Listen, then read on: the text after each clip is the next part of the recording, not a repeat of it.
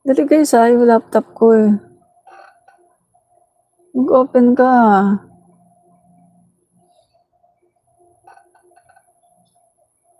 Naku. Bakit hindi siya nag-open? What happened to my laptop? Hindi siya nag-open. Yan, mamaya na nga yan. Hindi nag-open yung laptop ko. Maya na yan. So, hello po, hello. So, same routine. Bago po tayo mag-start, tayo po muna ay ano tawag dito? Tayo po muna ay mag-share, no? Mag-share po muna tayo ng ating video sa ating pong mga sa ating pong 5 groups at saka sa ating pong ano bang tawag dito? News feed, no? Okay. Sandali guys, share lang tayo sa ating news feed para meron din pong makadinig, no? Sa atin pong usapan, no? Ngayong araw na to. Okay, sandali lang. Yan. Dali po share lang po natin sa ating newsfeed. Yan. So pag-uusapan nga po natin itong si VP Sara Duterte, napakagaling mag-gaslight. Gaslighter talaga, no? Siya talaga ay isang gaslighter. Gaslighter. Puro gaslight ang ginagawa niya. Wala na siyang ginawang matino, kundi puro kalokohan, no? Okay. Tapos share naman tayo sa ating group. 5 lang guys, Hello! Hello po, Ark. Salamat sa panonood. Aida Palencia, salamat po. Hi. Yan. So, yan. Share lang po tayo, Okay. 3 na lang po. 1, 2, and 3. Okay. So, okay na. Yan. So, okay na guys. Tayo na po ay mag-start. Okay. Start na tayo. Yan. So, start na po tayo. Okay. So, eto na nga po mga kaibigan. Kamusta na po kayo? No? Ako po muli si Admin Rich. So, tayo po muli ngayon mga kaibigan ay naka-live, no? Live po tayo. Good morning po, Hakim Monong Giring. Yan. Salamat po sa panonood, Hakim Monong Giring. Salamat po, no? Okay. So, tayo po ngayon ay live. Ang kakainis itong nawala kasi yung ano nito eh. Yung pang-magnet eh. Pang-magnet. Yan tuloy. Yan gagawin ko dito. Yan. Ganun na lang. Ito na lang. Ito. Yan. Ito na lang. Lagay ko na lang dito. Wala kasing pang-magnet niya guys. So, imbis na dalawa yung aking mic, isa na lang tuloy yung nagagamit ko. Yan. Okay, so meron tayong kaso kumakalugpang. Baka maingay siya, no? So, ganyan na nga lang. Okay, ganyan na lang. So, ayan na nga mga kaibigan, no? Ito pong si VP Sara Duterte ay napakalaking gaslighter. Gaslighter talaga siya, guys, no? Siya po ay isang napakalaking sinungaling. Sinungaling talaga siya. Love more. Good morning din sa iyo. Love more. Salamat po sa pag-drop by dito sa ating channel, no? Salamat po. Sandali. Parang gusto ko minom ng tubig.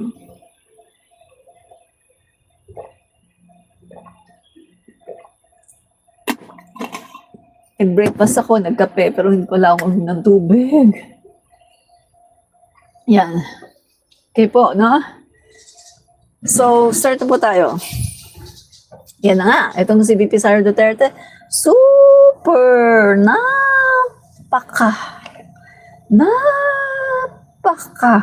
grabe mga kaibigan, no? Super si VP Sara Duterte ay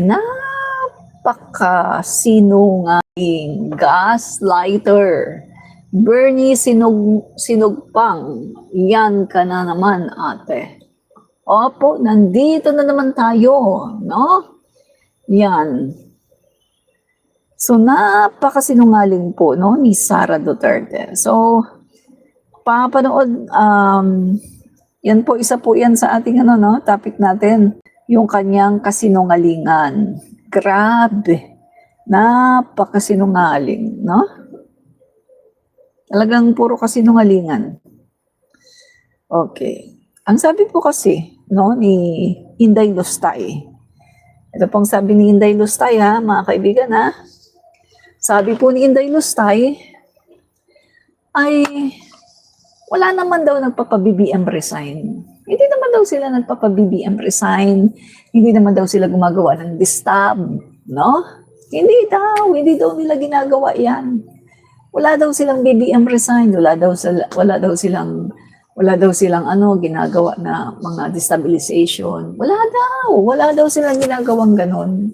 O, kita nyo kung gaano siya kasinungaling, kung gaano siya kagaling mag-gaslight. At alam niyo ba, mga guys, no? Kanyang pinagbintangan ang Makabayan Black. Ang Makabayan Black lang daw ang gustong magpatalsik kay PBBM. Wala daw silang ginagawang destabilization. Wala daw silang ginagawang pagpaparesign kay PBBM. Wala daw. O, diba? Ang laking sinungaling, no? Napakasinungaling. Parang katulad din yan ng bloodbath. I want a bloodbath. Pagkatapos, pumunta ng Supreme Court, pinadeklara na unconstitutional yung kanyang impeachment trial. Parang ganyan lang yan eh. Sinungaling. Sanay na si Sara Duterte magsinungaling. Nandyan nananalaytay sa kanyang dugo ang dugong sinungaling. Ang sinungaling, ang sinungaling ay magnanakaw din. Ang sinungaling, kapatid ng magnanakaw. Kaya naman pala, magnanakaw siya kasi sinungaling siya. O, di ba? O. Sinungaling, gaslighter, ang bugok. Di ba? O. Hindi niyo ba narinig yung yung kanyang press con? Hindi naman daw nila pinapabagsak si PBBM. Hindi naman daw nila pinapaalis. Wala naman daw silang distab.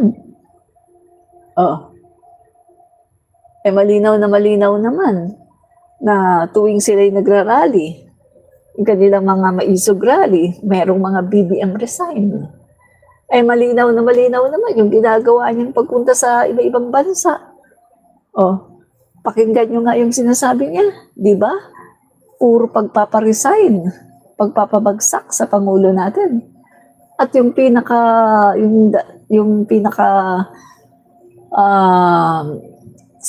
September 21, no? September 21, yun yung malakihang rally ng mga legit, no? Take note, ng mga legit na mga grupo na anti-corruption. Pero hindi sila nananawagan na pababain si PBBM. Di ba? Nung September 21, hinayjack nila yung rally ng mga legit na mga grupo. Nakisali sila na akala nila papababa nila si PBBM. Doon, nakisali sila doon. Kaya nga, di ba, nag-victory party sila sa Davao City. Nag-ihaw ng 100 cattle. Biruin mo ha, 100 cattle. Sinacrifice, Thanksgiving ceremony nila para sa kanilang victory party dahil si Sara Duterte na daw ang uupo. Anong nangyari? Bigo. Isang malaking bigo. Si Sara Duterte, puro kabiguan ang kanyang nakukuha. Loser! Loser! Yan ang inyong vice presidente. Loser! Diba? Loser! Loser! Yan ang vice presidente nyo. Pabagsak ng pabagsak sa aming Pangulo, kay PBBM, pagkatapos ngayon manggagaslight. Hindi daw siya, sabi niya mga kaibigan hindi daw sila nagpapabagsak kay PBBM. Hindi daw sila nagpaparesign kay PBBM. Yung Makabayan Black daw. Sanay na sanay ang mga Duterte na magsinungaling. Sa kanila, ang pagsisinungaling ay para ka lang humihinga.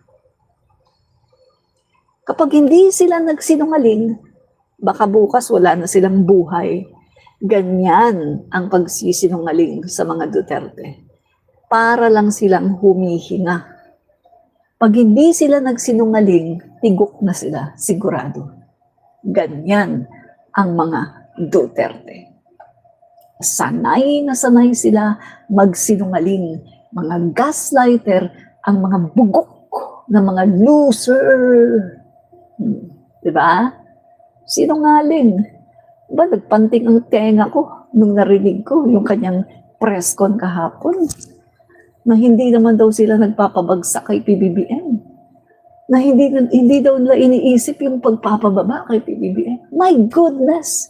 Nagkakaganda galait na nga yung boses niya sa kakasigaw, sa dahig, sa puro paninira, at pagsasabi na patalsikin na si PBBM. Pati si Harry Roque, halos na puputulan na ng ugat sa kakasabi na BBM resign. My goodness! Tapos yung kanyang mga kasama, mga Dutertards, di ba? Itong October, nandun sila, with Kiko, si Miao Miao, anong ginawa? Si Jimmy Bondok, nakakaawa tingnan. Naghahanap si Jimmy Bondok. Nasaan ba to? Naku, inindyan yata ako ng mga DDS. Naku, may rally pa ba? Wala kasi kayong tao. Wala kayong tao.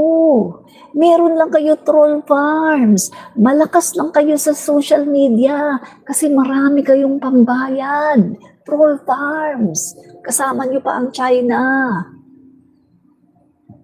Di ba? Katulad na lang ngayon, dito sa YouTube ko. Daming nagko-comment, DDS. Troll. Troll farms. Mga troll kayo. Hindi naman kayo toong tao. Yung isang tao sa inyo, 20 ang account, yung iba pang 100. Tapos may galing pag China. Sabay-sabayan. Trolling. Wala kayong totoong tao. Wala kayong tunay na tao. Kaya kahit anong gawin yung manawagan ng people power, kahit na umabot na kayo ng 100 years old, wala talaga kayong people. Kahit maglumpasay kayo sa daan para manawagan ng people power, hindi kayo makakatawag ng maraming tao dahil wala kayong people. Sa totoo lang. Diba? Sa totoo lang, mga kaibigan, grabe ang pagka-gaslight ni Sara Duterte. Sinungaling talaga. Grabe. Biruin mo, yung Makabayan Black pa ang tinuro, Grabe.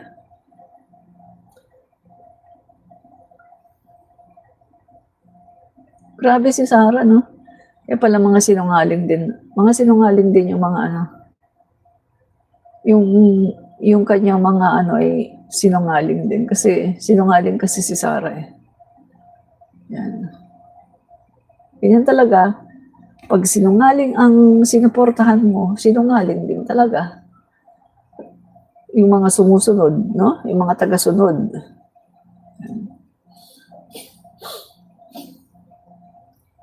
Dali Wet. Wait lang.